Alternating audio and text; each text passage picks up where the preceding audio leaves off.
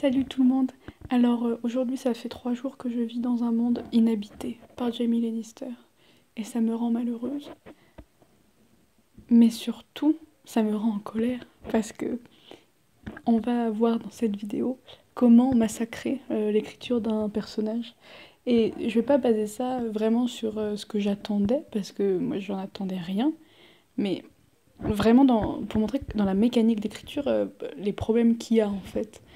Et vous avez le droit. Alors, je sais que là, on parle d'un truc cinématographique, donc pas du tout l'objet de cette chaîne YouTube, mais l'idée, enfin, la notion de personnage et leur écriture, en fait, c'est quelque chose qui est en fait profondément littéraire, et du coup, c'est pas du tout anodin et d'en parler ici. Euh, donc voilà, ça me paraissait pertinent, euh, parce que pour comprendre ce qu'il ne faut pas faire, enfin pour garder une certaine cohérence en fait dans son récit, et c'est important d'avoir des personnages qui sont cohérents. Euh, donc voilà. Et ce qui n'a pas été le cas. Et encore une fois, c'est pas la fin de Jamie Lannister qui me déçoit, c'est la façon dont les choses ont été faites. Donc voilà, on va en parler. Donc, déjà, on va commencer par parler de la notion de personnage, qui est quand même une notion essentielle en littérature. Bien qu'on ait essayé, particulièrement au XXe siècle, de l'anéantir, enfin de l'annihiler, genre pour faire des romans sans personnage. Et bon, c'est compliqué parce qu'il faut quand même incarner son propos.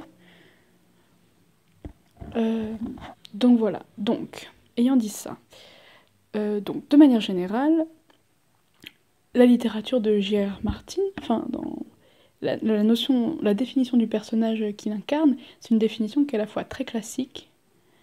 Euh, et qui est moderne. Alors, je vais définir ça. Une conception, ce que j'appelle classique du personnage, c'est l'idée que que c'est une figure incarnée qui va connaître une évolution. C'est pas des personnages qui sont stagnants. Euh, Enfin, je veux dire, là, en plus, c'est des personnages théoriques fantasy, donc qui sont marqués par l'idée d'une quête, en fait. Qu'elle soit existentielle ou qu'elle soit une quête juste une quête narratoriale, enfin une quête narrative.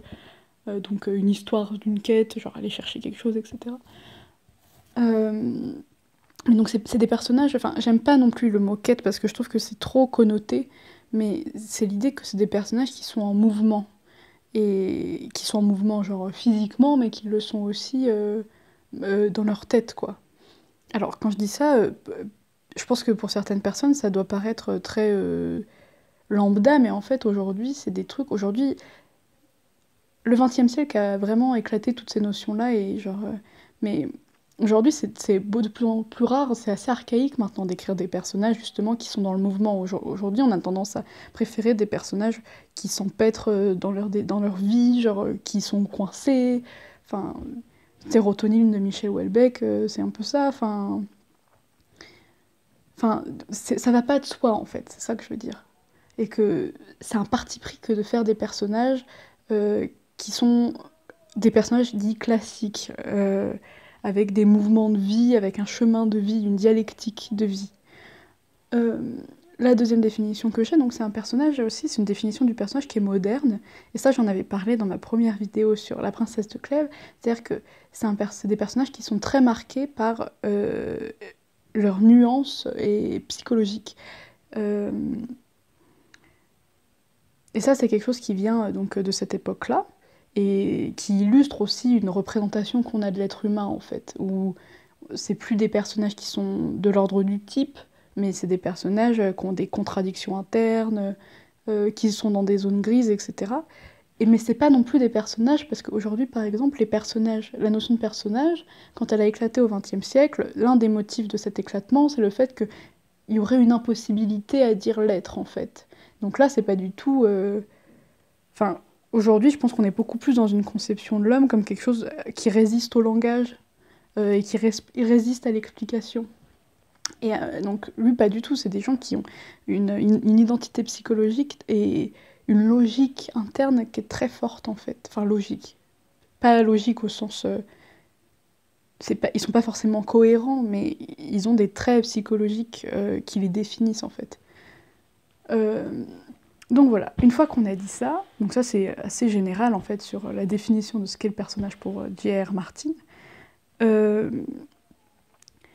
on a chez Jaime Lannister un personnage, l'un deuxième point pour moi qui le définit, c'est l'idée que c'est un personnage qui est dans la rupture et qui évolue dans la rupture.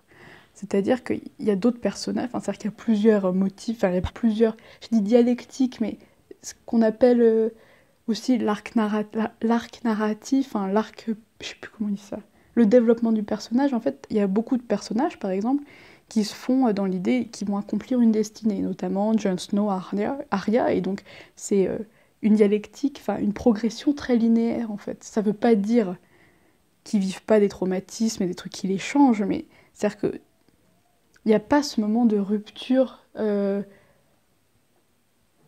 dans leur être, en fait. Enfin, j'ai l'impression qu'Arya, Jon Snow, etc., particulièrement Jon Snow, c'est-à-dire qu'on le voit à la fin, on sait à peu près où il va aller au début. Enfin, on est dans une dialectique de la révélation de soi-même à soi-même.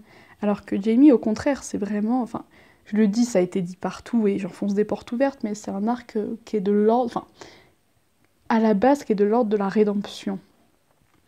Euh, et donc qui est marqué par le changement, en fait. Le changement...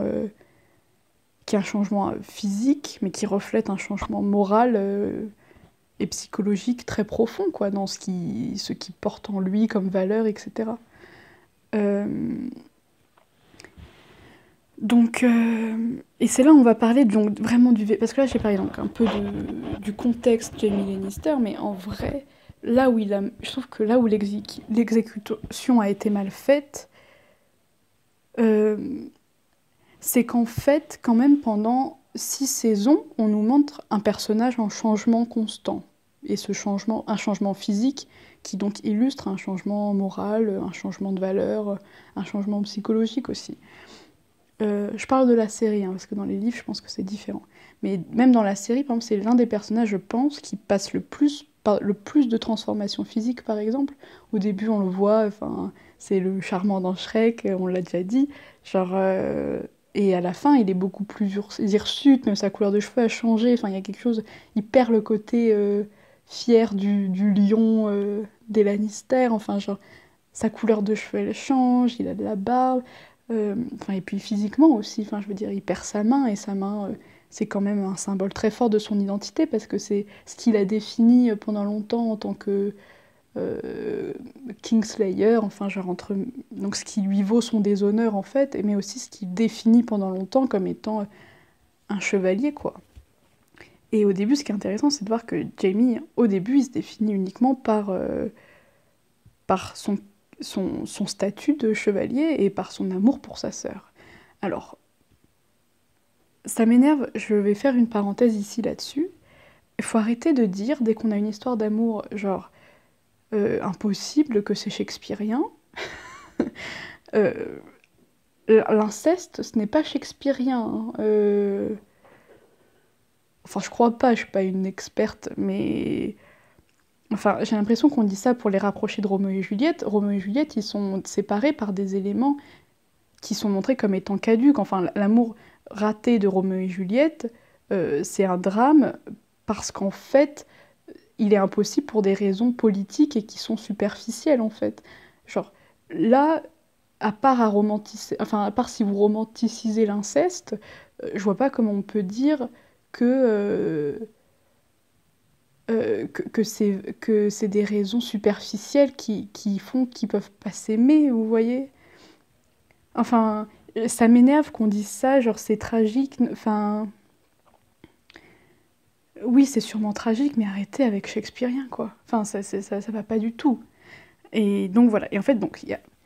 Mais retenez cet élément, c'est-à-dire qu'au début, en plus, concernant l'inceste avec Cersei, c'est montré clairement comme quelque chose d'assez répugnant quand même, et de problématique, ce qui est plus vraiment le cas à la fin.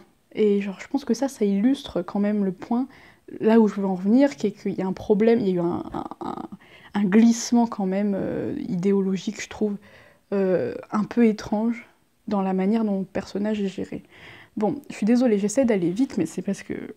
Donc voilà, donc je l'ai dit, c'est un personnage qui a donc Jaime Lannister qui est marqué par la rupture, donc déjà une rupture physique, on l'a dit, mais du coup une rupture morale aussi, qui est notamment montrée à travers sa relation avec Brienne, alors qu'elle soit romantique ou pas, hein, enfin genre...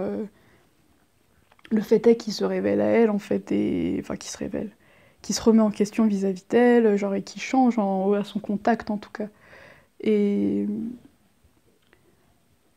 Et ça se vérifie par des actions qu'il fait, le fait qu'il va la sauver alors que lui, personnellement, n'a aucun intérêt à le faire. Enfin, genre, il aurait pu mourir, enfin, genre, le fait qu'après il aille dans le nord, euh, le fait qu'il défende quand même les innocents, qu'il soit complètement vidé de son sadisme, enfin, qu'il pouvait avoir au début, par exemple, enfin... C'est quelqu'un qui se rachète un sens moral, en fait. Et la troisième point sur lequel je voudrais aller, c'est montrer aussi que chez Jamie, c'est quelqu'un qui porte profondément l'idée... Enfin, il y a une rédemption de la parole dans la mesure où, alors qu'il est au début défini comme un personnage qui n'a pas de parole, dont la parole n'a pas de valeur, c'est aussi une reconquête de sa parole, en fait, ce travail-là. Et ce qu'il va dire, et c'est là aussi où c'est important et où qui marque, enfin, son rapport à la parole, il change, et ce changement-là marque profondément son changement d'état d'esprit, en fait. C'est-à-dire que on part de quelqu'un qui n'a pas de parole à quelqu'un qui va faire ce qu'il dit qu'il va faire. Est-ce que vous voyez ce que je veux dire? Et ce glissement-là, euh,